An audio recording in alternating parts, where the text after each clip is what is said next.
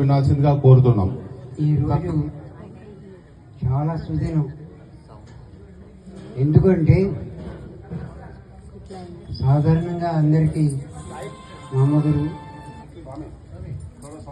పరమ గురు, పరమేష్ఠ గురు ముగ్గురు ఉంటారు. ఇదివరకు కూడా చెప్పాను ఒకసారి. తల్లి మామ గురు, పరమ గురు తండ్రి జీవితానికి దారి చూపెడతాడు. పరమేష్ఠ గురు జ్ఞానాన్ని ప్రసాదించిన వాడు పరమేష్ఠ గురు. మా గురుజీకి గురువు గారు శ్రీ నారాయణ శ్రీమాడి గారు, వారిని కూడా మేము కలిశాను. అసలు ఈ భావంలో లేనివాడిని ఈ భావంలోకి ప్రవేశించడానికి కారణం మా గురుజీయే. మొట్టమొదట అసలు ఈ సమాజానికి ఓంకార భక్త సమాజం అని పేరు పెట్టిన వారు మా గురుజీ. ప్రతి అనుమానాన్ని నివృత్తి చేసుకోవడానికి ఆయన దగ్గరికే వెళ్తాను నేను. అసలు ప్రేమ అనేది తెలుసుకోవాలి అంటే, గురు శిష్యుల మధ్య ఉండే ప్రేమను తెలుసుకోవాలంటే మొట్టమొదటి వ్యక్తి శ్రీ నారాయణ శ్రీమాలి గారు. ఆయన చూపెట్టే ప్రేమ మరెవరు చూపెట్టలేదు. ఆ తర్వాత నాకు ఆ ప్రేమను అందించింది నా గురూజీ. ఇదే ప్రేమను అందరికీ అందిస్తున్నారు ఆయన. అందుకోవడం మీ అదృష్టం. ఇంతమందిలో మనస్ఫూర్తిగా నా గురుచరణాలకి నమస్కరిస్తూ,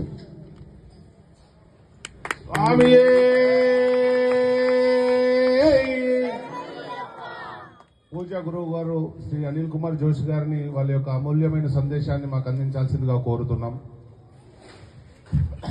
గురు బ్రహ్మ గురు విష్ణు గురుదేవ మహేశ్వర గురు సాక్షాత్ పరబ్రహ్మ తస్మై శ్రీ గురువే నమః. చిన్నప్పటి నుంచి అమ్మ నాన్నలతో ఆధ్యాత్మికంగా ఉన్నాను. ఆధ్యాత్మికతో ఉన్న తర్వాత జీవితంలో ఎప్పుడూ ఒక ప్రశ్న నాకు బాగా తెలిసేది ఏంటంటే, మేము ఇంతమంది దేవుళ్ళ ఉన్నా సామర్థ్యవంతులంగా బతుకుతున్నాం, ఎందుకు కారణం ఏమైంది? మన పైన జరిగే ఆక్రమణలు, మన గుళ్ళను పడగొట్టడం, ఇవన్నీ ఎందుకు జరుగుతున్నాయి? మా దేవుళ్ళలో శక్తి లేదా, మాలో శక్తి లేదా అన్న ప్రశ్న ఎప్పుడూ ఉద్భవించేది. దానికి జవాబు నా పరమపుణ్య సద్గురుదేవులైన స్వామి నిఖిలేశ్వరానందజీ డాక్టర్ నారాయణ శ్రీమాలి గారి దగ్గర నాకు జవాబు దొరికింది. ఆయన మొట్టమొదటి మనిషి. నేను చాలా ఆచార్యులను, శంకరాచార్యులు, ఇంకా ఆచార్యులు చాలా మందిని కలిసినాను. నేను ఒకటే అడిగేది, సార్ దేవుడు ఉన్నాడా, దేవుడు కనిపిస్తాడా? తపస్సు చేస్తే కనిపిస్తాడు అని కొందరు, తపస్సు ఏం చేయాలో చెప్తే చేస్తానని నేను. కానీ 5 రోజుల్లో ఏమీ భోంచేయకుండా 16 గంటలు మొదటి రోజు, రెండో రోజు 12 గంటలు, మూడో రోజు 10 గంటలు చేతిలో ఒక దీపం పెట్టుకుని ఒక మాలతో ఆయన చెప్పిన దీపం అదే జోధ్పూర్లో చేసి గణపతి దర్శనాన్ని తీసుకుని మొట్టమొదటి వ్యక్తి అని చెప్పవచ్చు. అంటే ఇప్పుడు కూడా కలియుగంలో మనం దేవతా దర్శనాన్ని తీసుకోవచ్చు. అసలు అది ఒరిజినల్గా ఆలోచిస్తే, నేను ఒక బోధన కుగ్రామంలో 6 అన్నదమ్ముల్లో పెద్దవాడిని. మా నాన్న ఉపాధ్యాయుడు, అధ్యాపకుడు, లెక్చరర్గా రిటైర్ అయినారు. అట్లాంటి చిన్న ఊరు నుండి వచ్చిన వాడిని. కానీ గురువుని కలిసిన తర్వాత ఆయన జ్ఞానాన్ని, తత్వాన్ని అర్థం చేసుకుని నడుస్తున్న తర్వాత ఎప్పుడు కూడా, ఇప్పుడు భారతదేశంలోనే కాదు బయట వరకు కూడా, జమ్మూ కాశ్మీర్ నుండి కన్యాకుమారి వరకు కానీ, గుజరాత్ నుండి ఇటు వరకు కానీ నేను ప్రవచనాలు, సాధనా శిబిరాలు చేస్తుంటాను. నేనంటే తత్వం ఏమిటి? అయితే ఈ విషయంలో ఆ విషయానికి ముందుకు వస్తూ, మొట్టమొదటిసారి మా గురుమూర్తి స్వామిని కలిసినప్పుడు, అనంతమూర్తి స్వామిని కలిసినప్పుడు, అయ్యా 18 మెట్లు అంటే ఏమిటి అని అడిగినాను ఆయనకి. 18 మెట్ల యొక్క విశేషత ఏమిటి అని అడిగినారు. ఆయన అవసరంగా నన్ను అడగొద్దు, మీరే చెప్పాలన్నాడు. అనవసరమైన ప్రశ్నలు నన్ను అడగొద్దు. నేను ఆ 50 ఏళ్ల నుంచి పోతున్నాను, మెట్లు ఎక్కుతున్నాను, ఇరువుని కట్టుకుంటున్నాను, పోతున్నాను. ఇంకా ఇద్దరం కలిసి ఆ పరిశోధన ఆరంభం చేసినాం. ఆ పరిశోధన ఆరంభం చేసిన తర్వాత అక్కడ ఏం చెప్పబడి ఉంది అంటే, మొదటి మెట్టు, రెండో మెట్టు ఇవన్నీ కూడా ఒక్కొక్క దేవతల విగ్రహాలు. ఇరువుని కట్టుకున్న వాడే దాన్ని ఎక్కగలడు, 40 రోజులు దీక్ష చేసుకున్నవాడే. అలా ఎక్కితే ఏం జరుగుతుంది అని అన్నప్పుడు, ఆ మెట్టు యొక్క దేవత తన కృపాని, తన సిద్ధిని ప్రసాదిస్తుంది. మరి ఆ మెట్టు దేవత ఎవరు? మళ్ళా ప్రశ్న ఆరంభమైంది. ఇంకా ఇద్దరం కలిసి, మీరు అనుకుంటారో లేదో, మేము పంబల ఇది మన పాండ్యరాజు కుమార్ని వాళ్ళ ఇప్పుడున్న వాళ్ళ సంతతి వాళ్ళ ఇంటికి కూడా తాటపదంతా చూడడానికి వెళ్ళినాం. పందలంలో వెళ్ళినాము.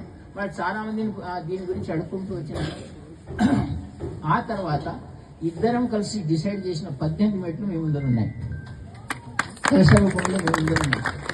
ఆ చివరి మెట్టుగా చెప్పబడే అయ్యప్ప స్వామి, ఆయన అయ్యప్ప స్వామి దీక్షలో నాకంటే ఇస్తారు, నా గురువు అయ్యప్ప స్వామి. కనుక ఆయన వెళ్ళిన రోజులు నేను మొన్న అడిగితే ఏమంటాడు, ఏమయ్యా అంటే 75 సంవత్సరాలు ఇప్పుడు కూడా నడుచుకుంటే వెళ్ళినాను, పైన 2 గంటలు పట్టింది. ఎందుకు నడుచుకుంటూ వెళ్ళినా అన్నీ ఉండగా శిష్యులన్నీ ఎత్తుకుంటారు, డోలీలోనే పోవచ్చు కదా అంటే లేదు, ఇప్పుడు నడుచు. నేను ఆయన ముందర పనికి నడవడంలో కానీ ఆయన యొక్క ఇప్పటికీ ఉన్న స్ఫూర్తి నాలో లేదు. వాస్తవంగా చెప్పడానికి ఏమిటంటే ఆయనలో ఉన్న స్ఫూర్తి ఇప్పటికీ నడిచే క్రియ సాధారణంగా చాలా తక్కువ మంది చేస్తారు. కాబట్టి నిజంగా అయ్యప్ప భక్తుడు కానీ ఆయన దగ్గర నుంచి అయ్యప్ప గురించి తెలుసుకోవడం కానీ ఆయన చేసే అయ్యప్ప పూజ కానీ సాధారణంగా మన ఈ తెలుగు ప్రపంచంలో నేను చూడలేదు.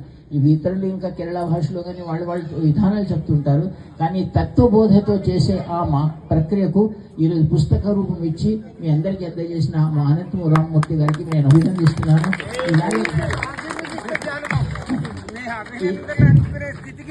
ఇలాంటి కార్యక్రమాలు కనుక చెప్తే మనందరిలో కూడా మనం తత్వం తెలుసుకోవాలి.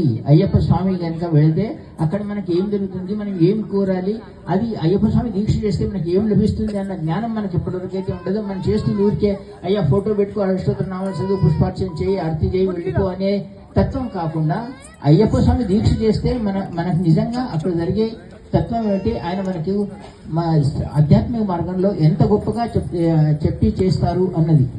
ఇప్పుడు ఆయనకు నాకు తేడా ఎక్కడ వచ్చిందంటే, నేను కూడా 23 ఏళ్ళు నేను కూడా జ్యోతికే వెళ్ళేవాడిని. ఒకసారి ఆయనతో కూర్చొని డిస్కషన్ చేస్తున్నాను. ఆయన్నే స్వయంగా చెప్పిన మాట, నాకు కాదు గురించి అది జ్యోతి వెలిగిస్తానన్నాడు. ఇంకా ఆ రోజు నుంచి నా తల తిరిగింది. జ్యోతి వెలిగించబడితే అనంతరామూర్తి జ్యోతి కూడా ఏదైనా కొండ మీద పెట్టి వెలిగించవచ్చు కదా, ఇది అనంతరామూర్తి జ్యోతి అని వెలిగించేది అంటే ఎట్లా? నిజమైన జ్యోతి మనము మణికంఠుడితో సహా మణితో వచ్చిన ఆ జ్యోతిని కనుక చూడగలిగితే మనము అదృష్టవంతులము.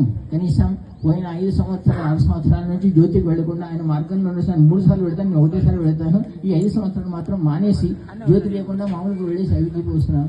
నా కోరిక ఎప్పుడు ఏమిటంటే ఆ నిజమైన తత్వ జ్యోతిని అయ్యప్ప స్వామి చూపించేవారు కదా, ఆ జ్యోతిని మనం కనుక చూడగలిగితే మనం అదృష్టంగా మనం నిజంగా ఆయన చేసే ఆ శాస్తా భైరవుడు, శాసించే భైరవుడుగా చెప్పే, ధర్మాన్ని శాసించే భైరవుడుగా చెప్పే ఆ ధర్మశాస్త్రం మనం కూడా చేయవచ్చు. ఆ జ్యోతిని చూడలేకపోతున్నాం. నేను కనుక శబరిమలలో వెళుతున్న అయ్యప్ప స్వామి పోట్లాడుకుంటూ చూస్తే నాకే బాధ వేస్తుంది, మనం ఎక్కడున్నామని అర్థం కాకుండా ఉంటుంది. కాబట్టి మనం ఆ నిజమైన జ్యోతిని నేను మూర్తి గారు కనీసం ఏమైనా తపస్సు చేసి చూడాలని ఆ కోరికతో ఉన్నాను. అది ఎప్పుడు తీరుతుందో చూద్దాం, కానీ తీరుతుందని నా నమ్మకం. అందరికీ ఆశిస్తున్నాను. బోలో పరమపూజ్య సద్గురుదేవ్ భగవానికి జై. స్వామి పూజా గురుదేవులు అనిల్ కుమార్ జోషి గారు